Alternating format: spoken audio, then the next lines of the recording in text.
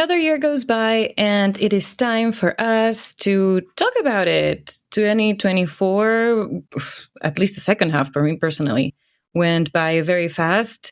And we made lots of nice experiences, and we listened to a ton of really good music.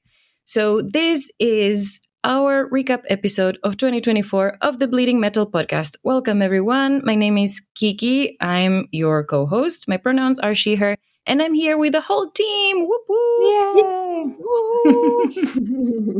Go ahead, introduce yourselves. My name is Pia. My pronouns are also she, her. Yes, we're here for the recap. But honestly, I just want to know how Martha's year was because there was so much going on. Right? I want to know too. Hi, I'm Martha. My pronouns are also she, her. And yeah, apparently I've had quite a year. I'm just still tired. Like maybe I will realize everything that happened. Yeah, at some point. But yeah, maybe you can help me remember everything that happened. I need the whole team to remember everything. Hey, maybe we should start calling you Dr. Martha because that was one of the things that happened this year. Yes. Hello, everyone. My name is Susanna. I'm also she, her. Oh, I have a whole list here of stuff that I listened to during the year. I was preparing because, of course, I wouldn't remember everything. But I think every month or so, I would be like, those are my favorite. I kept on updating my repeat playlist, the stuff that I was listening to again and again. So I'm super ready. I have everything like noted down. I can do this. And every year, I kind of do this every year with my favorite albums and also my favorite books. And I love checking out other people's list because everyone else's list is wrong and my list is the right one. So I love picking up this fight with everyone. Like, okay, yours is fine, but the right one is mine. Nice. My music year was a bit funny because I had phases. Like in the beginning, I really liked to listen to bands with male vocalists with very high vocals. And then out of a sudden, I couldn't hear that anymore. I was listening to stuff that I really enjoyed a week before, and I was like, no, I can't stand the clean vocals. Go away.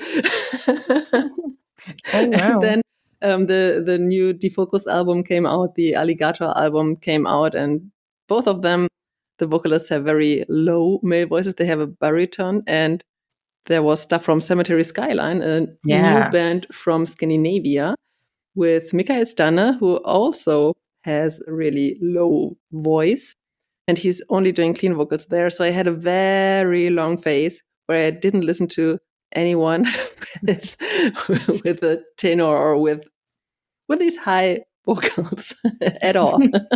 And then it came back later throughout the year, maybe like in August or September when the new The Sleeper album came out. Yeah.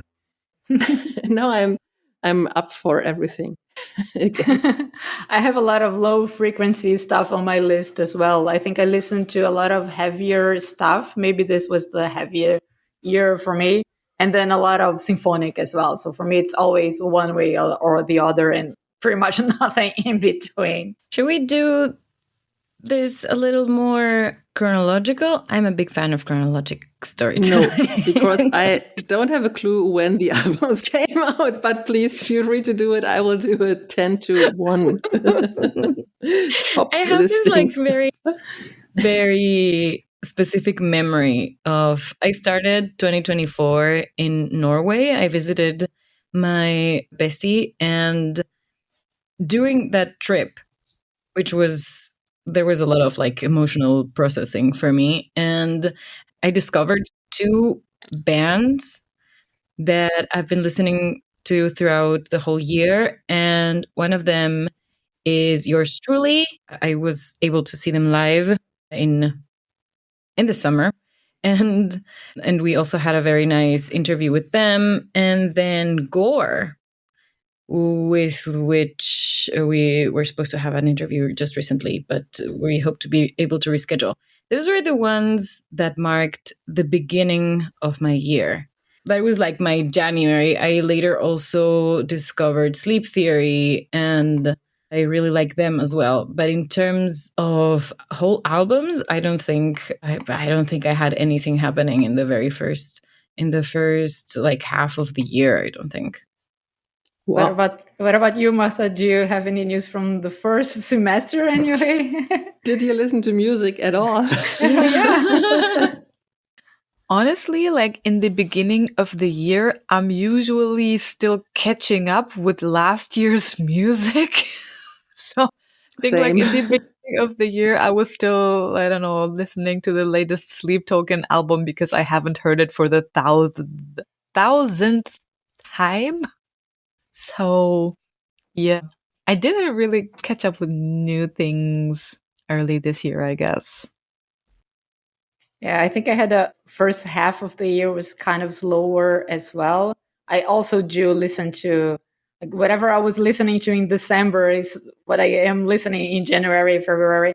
But I was just checking my list, and I think the two albums that were released on the first semester that I have on my repeat list and are one of my two favorites this year is, of course, Fantoma from Unleash the Ushers.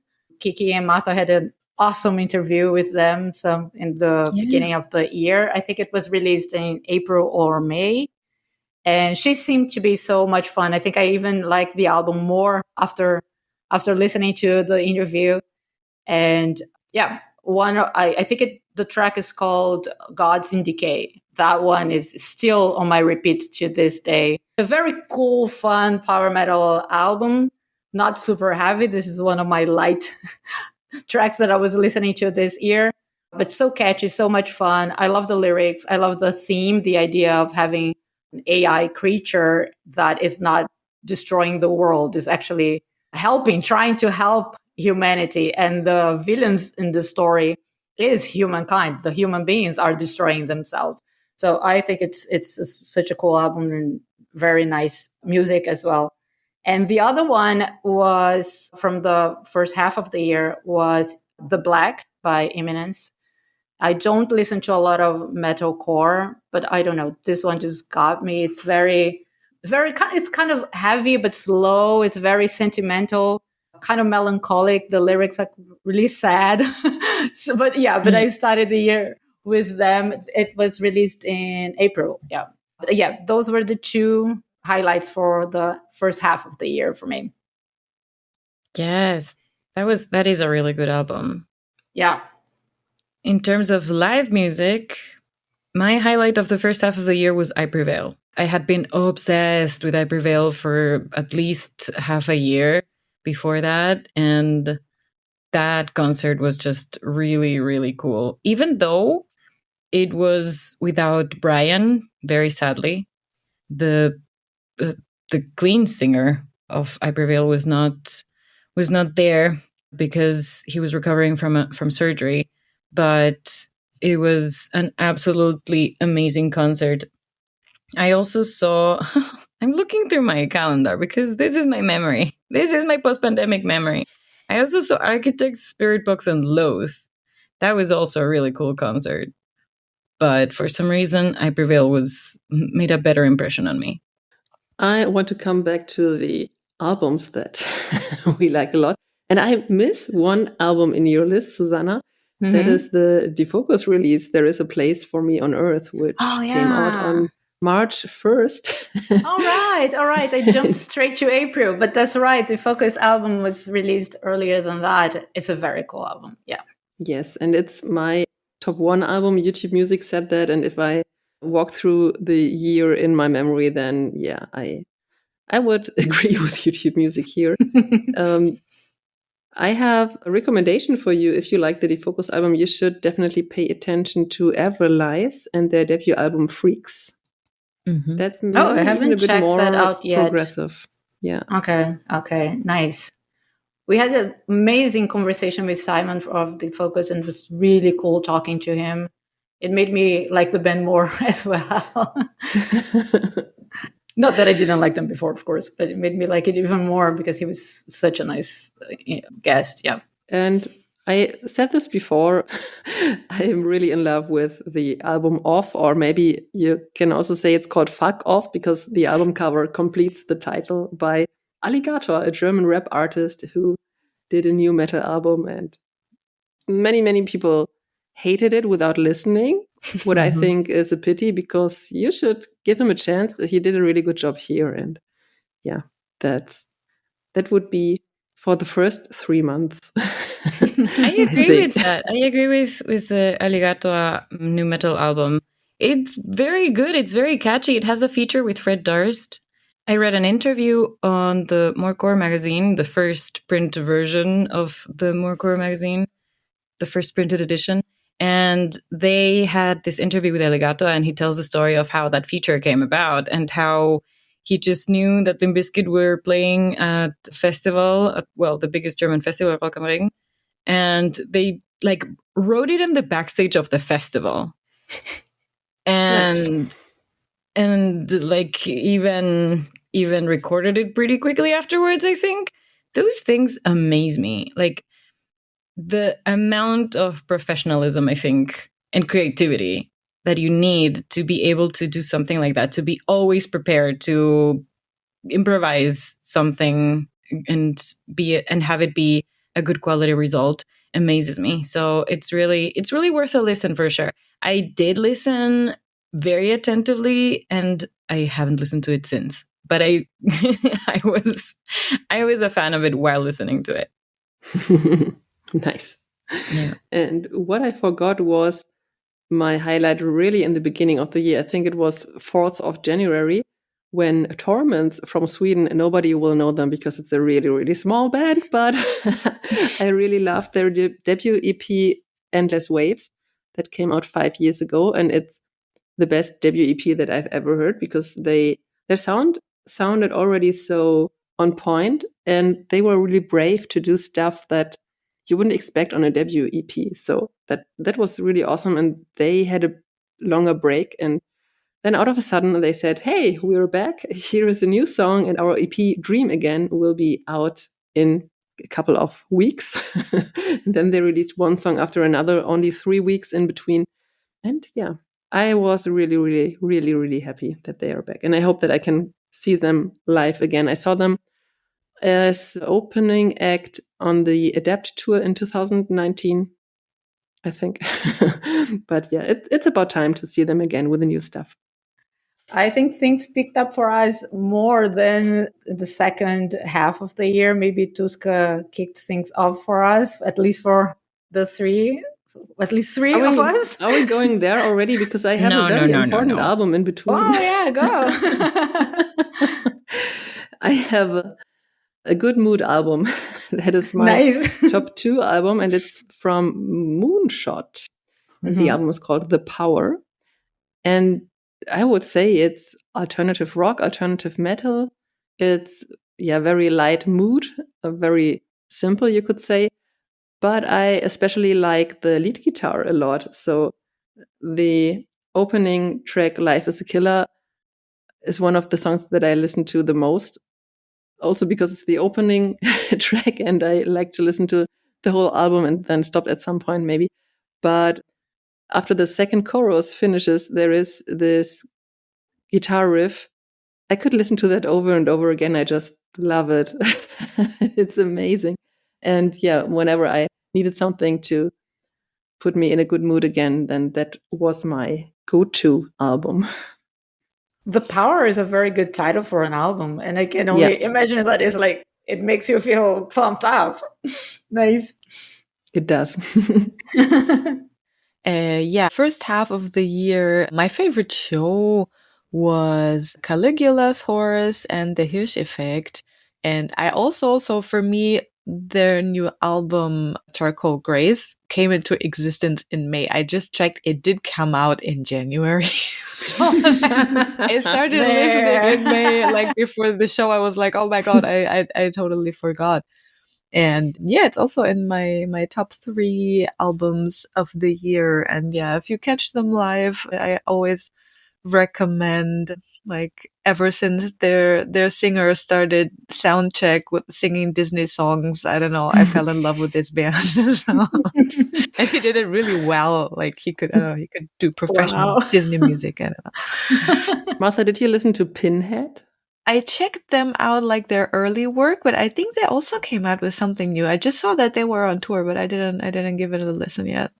I think they will release an album early in the upcoming year, and they released 3 tracks so far. I don't know. So there is not much out, but since one of the guys from the Hirsch Effect is the leader of that band, I thought you might as well like their music. Yeah, I just saw that they're on tour, but I didn't dive into that. So, like, the Hirsch Effect is pretty disturbing music, so I have to like hear it with caution. True. That's a good warning label. In the first half of the year, not even the first half of the year, we started the year with a very cool episode, and Pia was just asking me about it. So I thought we could give a little update and or think about having Alex from Camelot and from the Rock app back on the pod for an update. We talked about the rock metal streaming platform, and it was scheduled. We had the interview in January because it was scheduled to be released in January.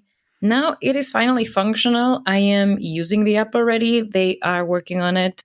They are adding to the library. It's still a little buggy, but yeah, I would still encourage to keep an eye on it and to check it out. Obviously, it's the end of the year right now, so it has a whole year delay to be actually functional and fulfill our expectations.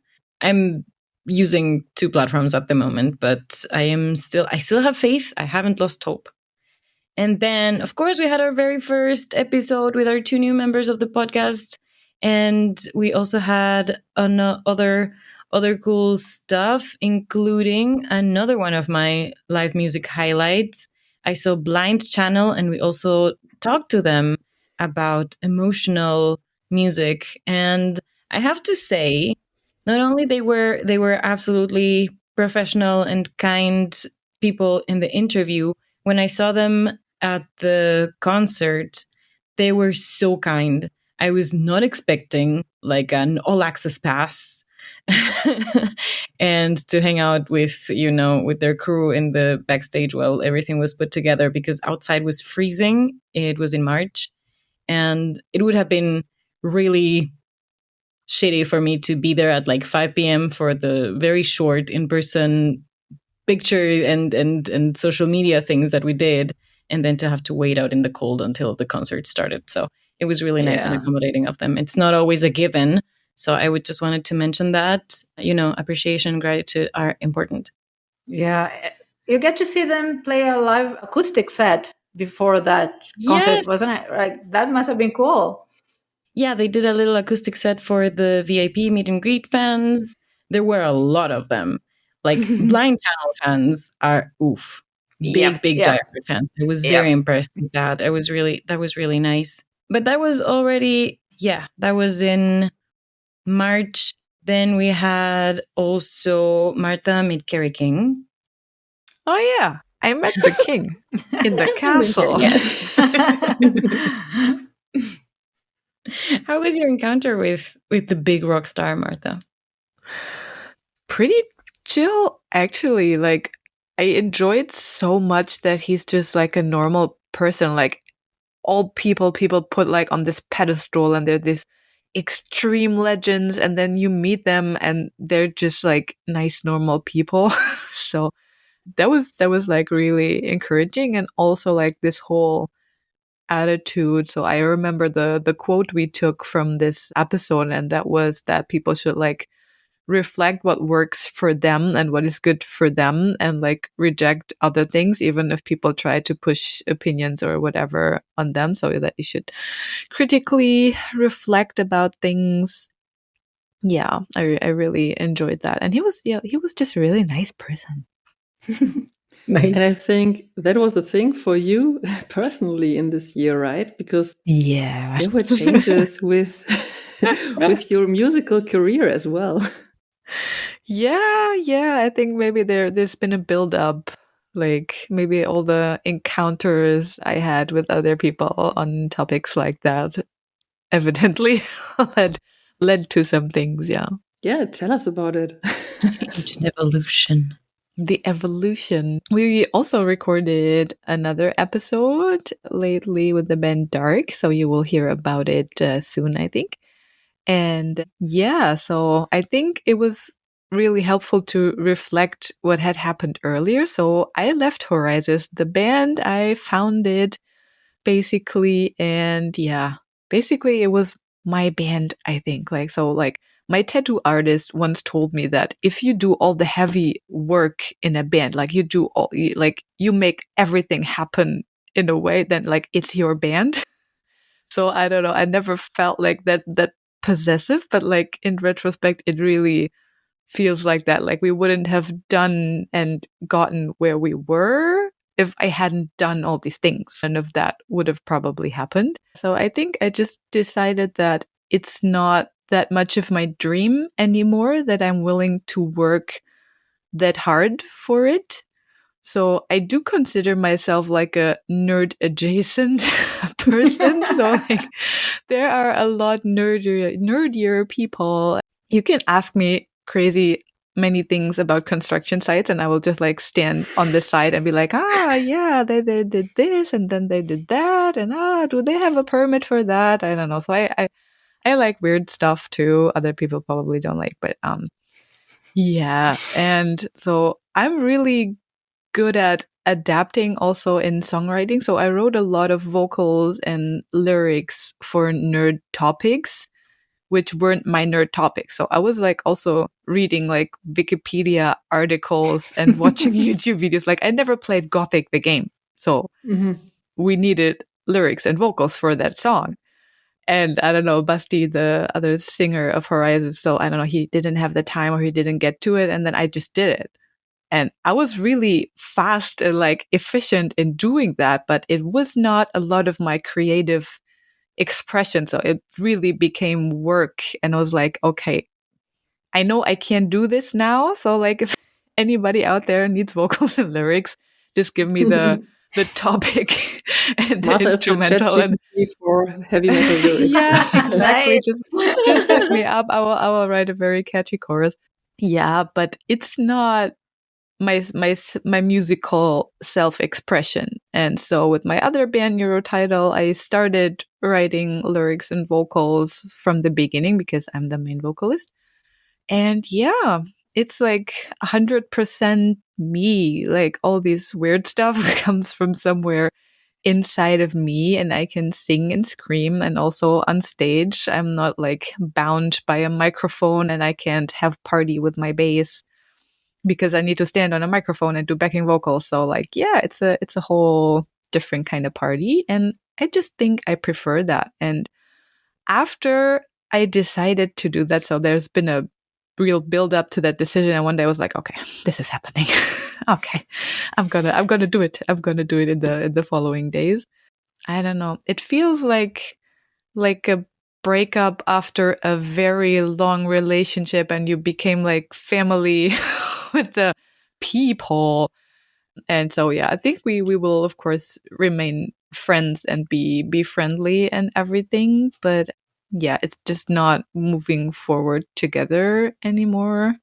So after like in the following weeks of that decision, so many things unravel. Like I was reflecting my whole behavior, which like in my everyday life is just so focused on pushing this band. Like all the people I can't stand, but I follow on Instagram because I may need something from them. I don't know. Yeah, maybe there were also men I didn't feel completely comfortable around, but I somehow kept in touch. Yeah. For these reasons, I just reflected on that. Like after the decision, I was like, oh wow, I never liked this. Actually, I always didn't feel comfortable with that. And I'm just realizing it now. Maybe I should have realized it before that. But it's fine. Congratulations on that. Yeah. Yeah, and then also with the episode with the people from Dark, I also realized the whole like my stage persona in Neurotidal. Actually, it's a very distant persona. So like, with this blue wig and the pink raincoat and the shiny object and the light and everything. And so like when I go off stage, I take all these things off and then I'm not that character anymore. So like if I go around in the venue, like nobody knows it's me, or I can stand near the merch or at the merch and I'm not identified as the singer of this band. And therefore, yeah, people stop touching me, wanting to take a photo and like just hugging me or like all these things. And I really realized it during this episode. I was like, I created like all this because I learned or I had these experiences with Hoorizis and I don't want that anymore. So yeah, I had a whole lot of realizations this year and while leaving this band. And yeah. And then we're going to have an even amazing year next year. I think we're going to see a new and empowered Martha in 2025. I just want to sleep, honestly. After you sleep. First you sleep, and then new and improved Martha. I want to read out a quote from you, Martha. This industry has to accommodate my life because I prioritize it. Yeah. Oh, yeah. I had that after the Vola Tuska talk. Yeah. A lot of good takeaways. Yeah, it was a good year. That's what I love the most about the podcast and all of the interviews we have. We get so much insight, so much wisdom from so many people with so many different perspectives from all around the world that, it enriches my life. And I can see that it has the same effect on you. So that's really, really good.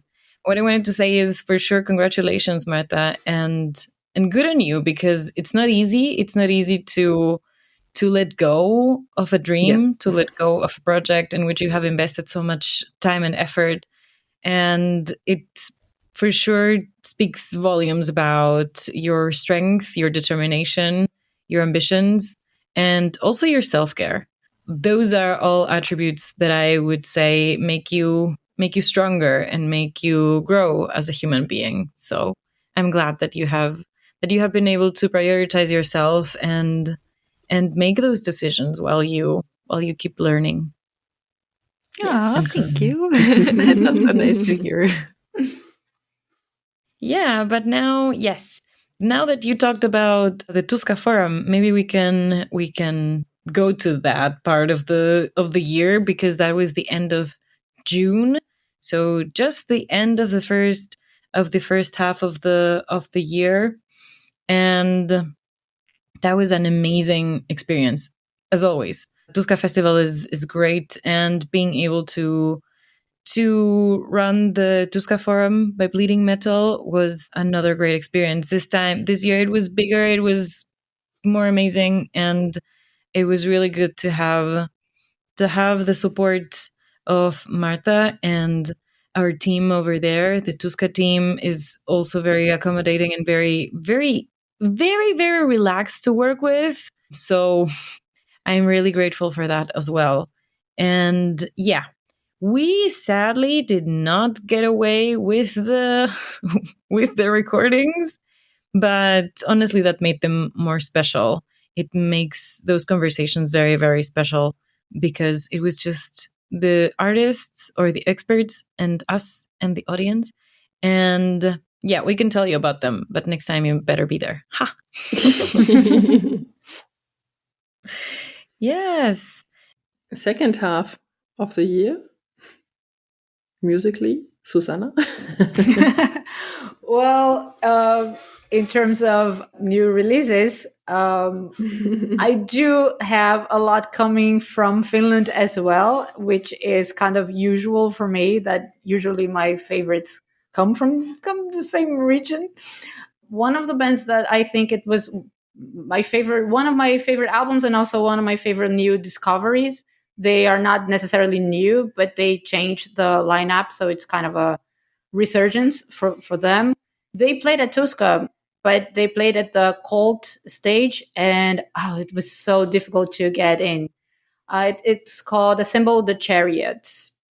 And I think you will like them, Martha, if you check them out, because they are very geeky, very nerdy. Their sound is very heavy, but very symphonic at the same time. And the lyrics are like a sci-fi story. This album is supposed to be a trilogy. They already announced this album as the first of three. It's called Unwielding Night. It's the first album, but the whole trilogy is called Ephemeral. And I think it was like a few weeks after they released the album itself that they released, it was kind of not planned, but they realized that they could release an instrumental version of the same album. And I was listening to both the real album and the instrumental version was really, really cool. I think they do the heavy and symphonic thing together really, really well. And I was really impressed. I was watching a whole bunch of interviews with them afterwards because I never really heard of them before. The guys seem to be very young, but already doing something really amazing. And yeah, they have 2 more albums promised, and I will keep an eye on them. The other one from Finland, I think it was released in September. It's an album called Kave, and it's by... Did you get this one, Pia? It's from Where's My Bible? Yeah, it's from Where's My Bible. I think it's one of the worst name for our band out there. It's genius. Yeah, you think so? Yes. No, I think the idea is genius, but I think they should have come up with something more figurative. I don't know. No. It's too literal. I don't know. It's a sentence. Forget all these scary, dark, whatever, satanic band names. Where's My Bible is perfect for a metal band. Yeah. But it does speak of their kind of lack of traditional faith anyways. Like I'm not following a one book. I think I've read them explaining the name of the book somewhere. Yeah, but okay, I'll forgive them for the name of the band. But the album is really good. They had released an EP 2 years ago, I think. This year they released one called Kave, and it's about Nordic and Finnish mythology. And it's darker, and it's black and death metal, which I didn't know I like, but now I guess I do, because it's like the second release by them that I put on my favorites list. It's very weird, very heavy, but so interesting, really cool. The music video also very cool. They released a music video for one of the tracks. I think it's called Creator of Abyss, and it's truly kind of creepy and scary. Like it's really well done. And my list of favorites, the last one is Opera by Flash God Apocalypse. Did any of you check this one out as well? No, but I like the band, and it's on my I have to listen to list. Oh, I want to hear you after you do.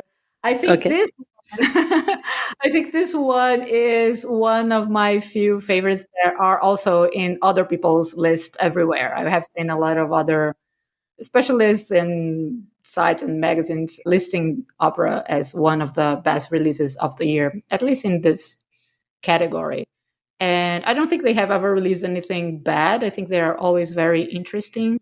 I used to listen to them and complain that I didn't understand. It was always like, yeah, it sounds good, but I don't know. It doesn't touch me. It's like, okay, I can see that it's very well done, but it never did anything for me, like emotionally. But then now this is their second release that I really connect with. And the album is the story about the almost like, I think it was like a near-death experience that Francesco Paoli had. He does mountain climbing, and he fell off a mountain some years ago, I think 2-3 years ago. It was even a question if he could ever play guitar again, because he damaged his arm and his hand and had to do multiple surgery. And then he wrote the whole album about this experience. So, of course, the album is very heavy, very dramatic. It's Italian, so it's everywhere. A lot of symphonic stuff. It's very big. It's awesome. I like that Veronica, the opera singer in the band, had a bigger role, I think, in this album. She has a more dramatic role in this one, and she's awesome. And I think it's interesting. One thing that I think is one detail of this album that I think is interesting is that one of my favorite tracks is called Matricide. And if you think about the album being written about his accident, a song about a matricide has nothing to do with anything. Why are you talking about killing a mother? It doesn't make any sense. But then the lyrics is, I think, the way I understand it, is pretty much him apologizing to both his mom and his wife for all the suffering that his accident put them through.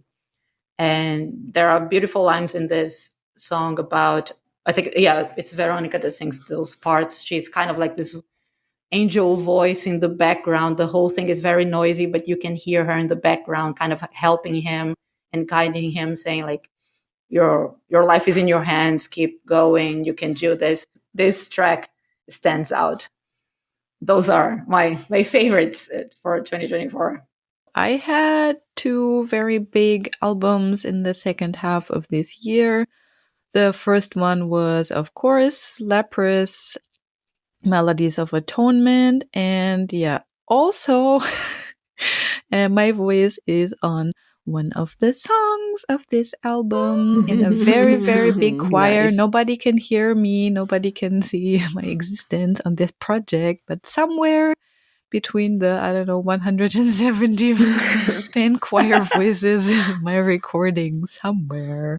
Cool. And it was a really fun experience also because my natural self would have never applied to do that. Earlier this year, I had a vocal lesson with Ina Solberg. It was digital, of course, not in person. But I took a lot from this lesson. And so I think because there was like a more direct line and a contact, I put up all my courage and I just sent them the video of me singing. They was like, yeah, okay, so here's the Discord server. Come on, and here's all the instructions how to record your stuff. And so everything was like, okay. So I really like that. I pushed myself to do that and also have an early peek of the song, and it turned out really, really good. And I love every song on this album. It's really good. And the second one was Vola, one of my favorite bands in the whole wide world, Friends of a Phantom. And so I think these two were my favorite albums. And also one album I want to mention because at Tuska we had a very, can we say fan also? So Rita, she came to many of the forums and she participated in the online questionnaire we had. And so she's an awesome human being. She's from Norway. And she has a band too. She's the singer of a band. They're called We the Faded. And they put out an album. It's called Transcendence. And that was really good. So like, usually you meet people and they're like, I have a band. And you listen to the band and you're like, okay, yeah, you have a band. Good for you. Enjoy making music. It's an important part of your life. But so I had a lot of fun listening to that as well. So it was really cool. Yes, absolutely. Shout out to Rita. It was a really cool interaction with her as well. And we've kept in touch. We're keeping an eye on their band. And yes, maybe they'll be a guest on the podcast someday. Yes. Maybe we'll see them on the next Tuska forum. We don't know. But talking about that part of the year and those kinds of interactions, a band that I discovered because they were in so many festival lineups was Encore. And I have become a big, big, big fan of them. We already had them at the Tuska forum. We had them on a little interview on our YouTube from Reload Festival. And if you haven't watched that, I absolutely recommend that. But also they just put out their mini album, is what they're calling it. It's called Shogunai, and it has 8 songs, the songs that they had been promoting all year as singles with really well-made videos. They do their music videos themselves. They also produce music videos for other bands. And so if you have missed that in 2024, you absolutely have to check that out. You can watch the whole video series on YouTube. It tells a really, really beautiful story. It made me cry so many times. The lyrics are beautiful.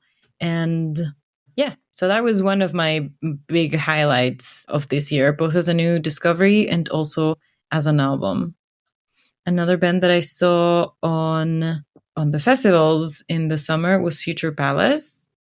And this is the one physical album that I bought this year. Distortion. They released it in the summer, and I think but this year for sure. And yeah, I can't wait to get it signed. On that album, they have the amazing feature with Charlie Rolfe from As Everything Unfolds, The Echoes of Disparity.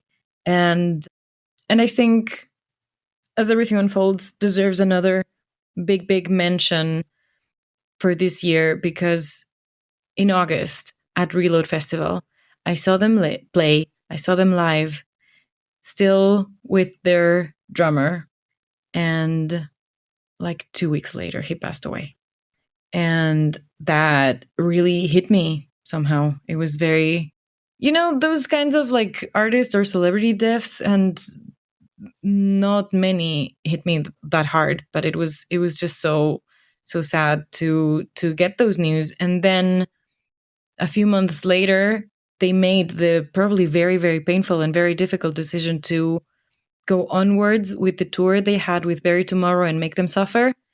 And they played a very cool show. So they are doing it in the honor of Jamie. Let me fact check myself for the name. I see you, Pia. Yeah, it's Jamie. Jamie, yes, thank you. They're going onwards with the band in honor of Jamie. And I think that must be so hard, and at the same time, so beautiful. So big shout out and lots of love to As Everything Unfolds. He has not only been the drummer, he was also the partner of the vocalist. That makes it even more tragic. Yeah. So Bury Tomorrow, they said something about that the night of the concert, and they also commended them on being so strong and courageous for doing that. And they had Charlie featured live on one of their songs. That was really beautiful. That was really, really beautiful. Yeah, Bury Tomorrow, another band that I was already listening to before, but I became obsessed with them this year. I saw them live 3 times. Nice. And yeah, I'm so looking forward to their new music. The 2 singles they put out this year, Villain Arc and What If I Burn, are amazing. I enjoy them so much. And so yeah, keep an eye on all of those. Those were my favorite. I was just mentioning Make Them Suffer. I also saw Make Them Suffer 3 times. It was the same 3 concerts with Bury Tomorrow concerts festivals. And they also put out a new album that I really liked, Make Them Suffer. It's the name of the band and the album. My favorite song on that album is No Hard Feelings. So that is a big recommend on my part. That just happened in these past few months. So I was about to go onwards with the podcast highlights. We had some really cool interviews and talks, including ourselves. We talked about Neurotidal, Martha's band, and my band Embercole, with our recurring guest Yoko from Invoke as well. And we were talking about how our bands started and grew and stuff like that. And that was really cool. We didn't talk about ourselves enough on this podcast. What? I really enjoyed that episode, and I thought the 3 of you could do that on a more or less frequent basis, to just give advice or just let people have part in this and learn from you, or just listen to your experience. That was really cool. Nice. I'm glad you liked it. Yes, we also had Defocus on the podcast to talk about politics. That was so strong. I really like that conversation we had. We also had Polaris talk a little bit about feminism. Well, when I met them at their concert, that was also a really good concert. Beartooth with Polaris and Landmurks. I call them Landmurks. I like them now. I still hate their name.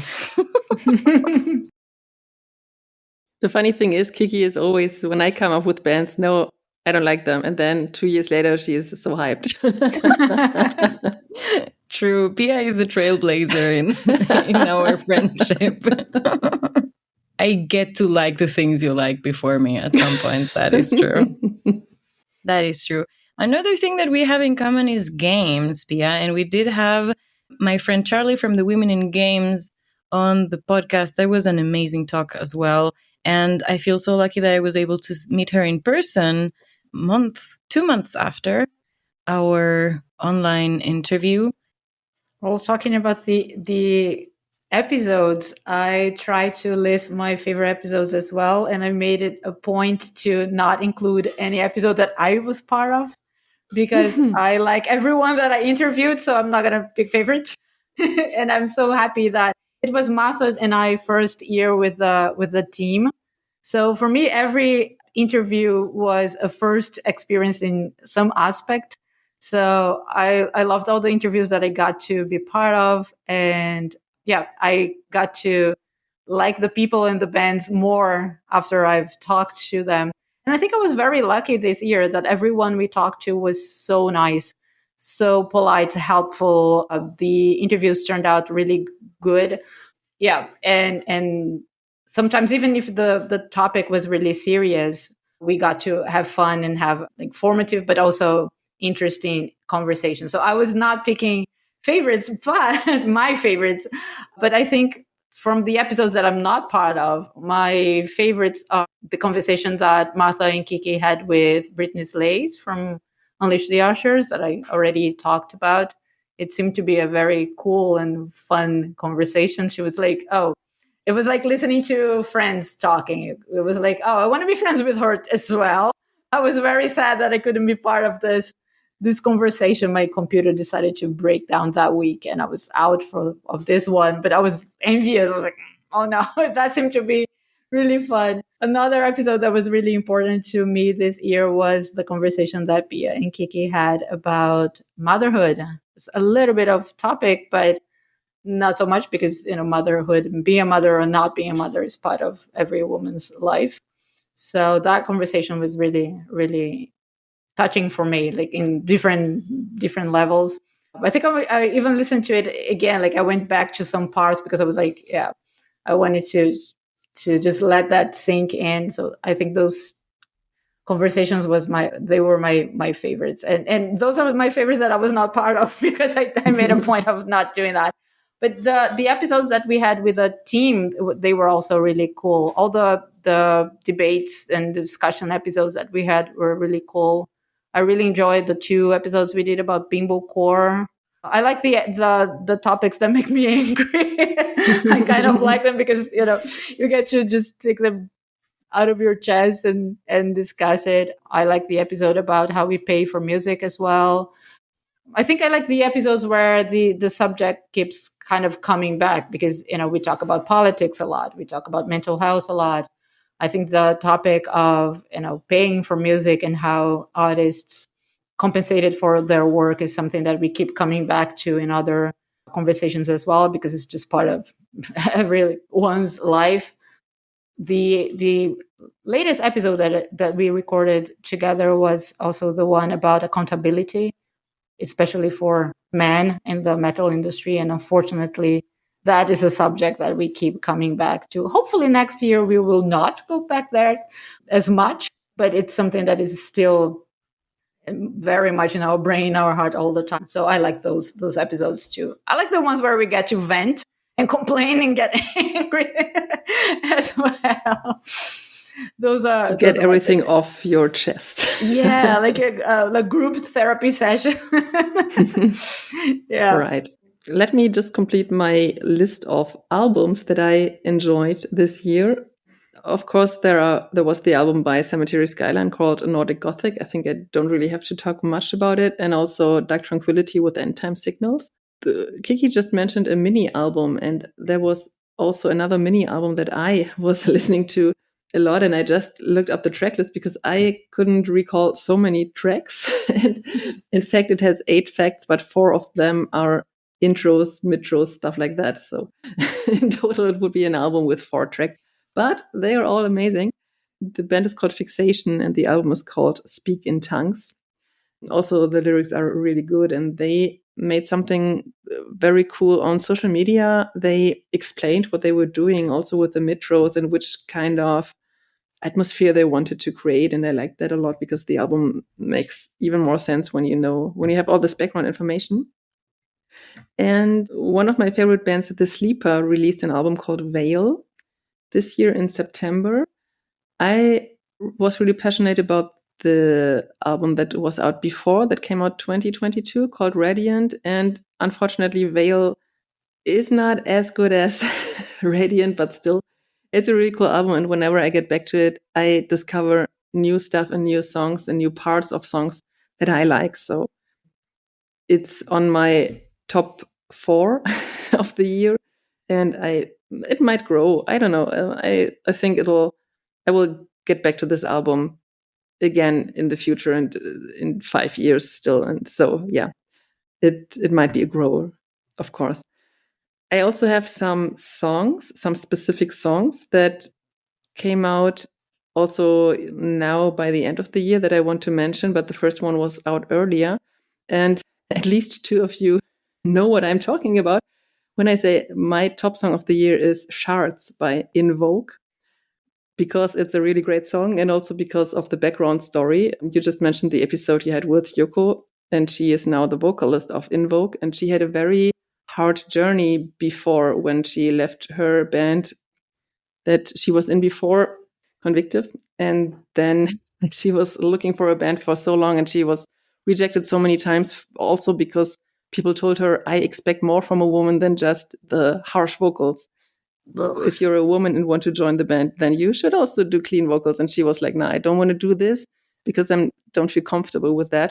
And now that she is in this new band, or the band, of course, has been there before, she does some clean vocals and she's doing a really good job here. Of course, she is a natural screamer. So there are also songs without clean vocals that I enjoy that a lot, because I think you don't necessarily have to have clean vocals on every song on an album. Yeah, but here are clean vocals, and the whole song tells the story of her finding the new band and also the struggle that she had with herself and her identity as a singer, as a vocalist here. And I think that's really beautiful. And Susanna, you just said you enjoy the music even more when you know the people and the story behind that. And so that one kicked really hard in a very, very good way. And now by the end of the year, there were 2 songs that caught my attention. One of them was, I immediately sent the video to you, Burn Down Eden with Suckbox. Oh, yes! Talking about things that makes us angry. Oh, wow! Yes, I'm so glad that you remember this one. Yes. That you remember to mention that. Mm-hmm. Yeah. And if you look at the lyrics and also watch the video, the lyrics are obviously about the case that we had with the band with the big R here in Germany in May 2023.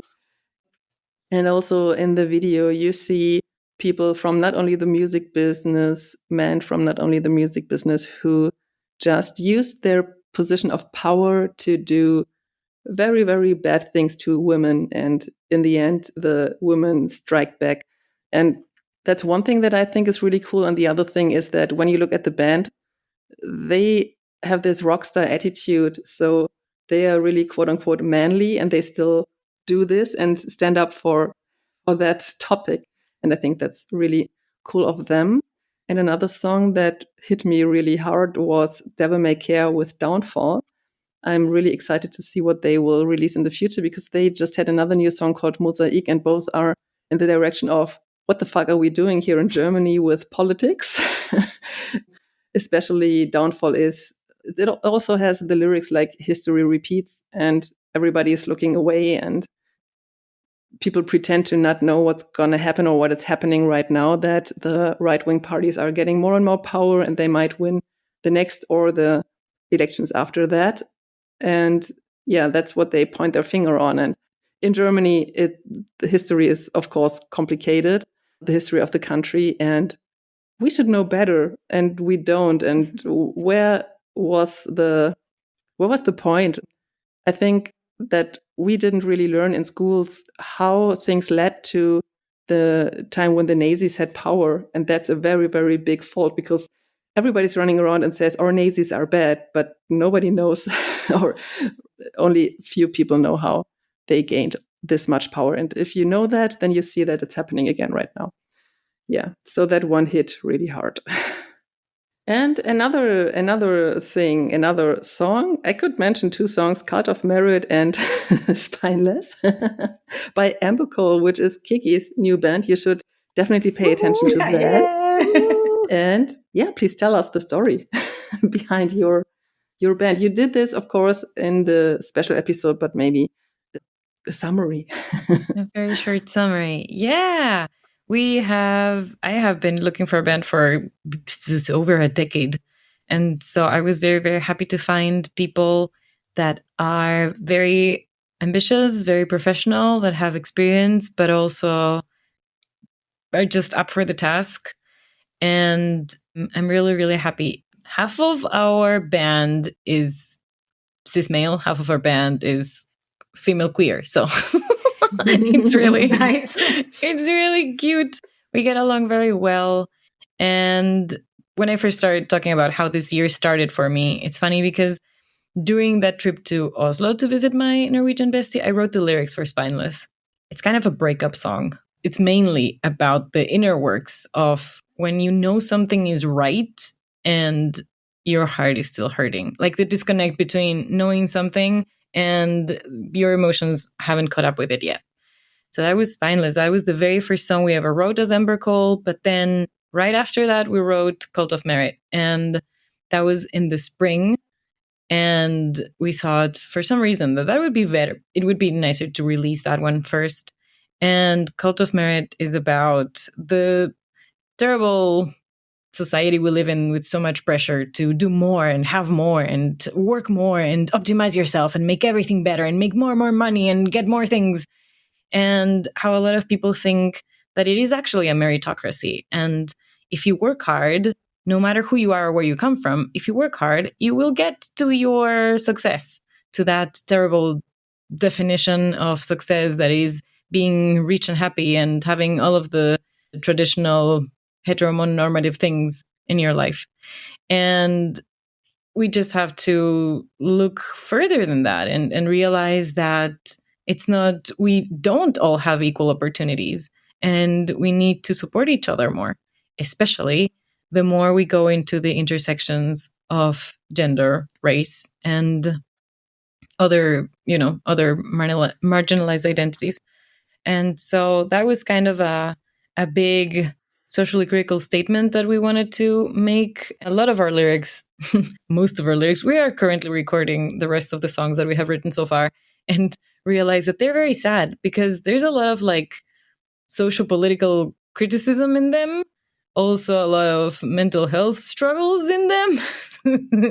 And so, yeah, we were talking about how our songs are not very happy, but they're upbeat at least. So we're looking forward to writing more. I'm very lucky that the inspiration keeps coming not only to me but to my bandmates as well, and so we can keep working on new stuff. And we can't wait to put out all of these songs. And yeah, sadly, we can't work as fast as our brains on that. But yeah, thank you for asking. It's been beautiful. We played 3 concerts. One of them we played with Martha's band, and it was cold as fuck, but it was amazing. It was so cold. Like, let's please not do open air gigs in like 4 degrees Celsius. Yeah. Winter edition of open air festivals are overrated. Please don't do that anymore. Yeah, please.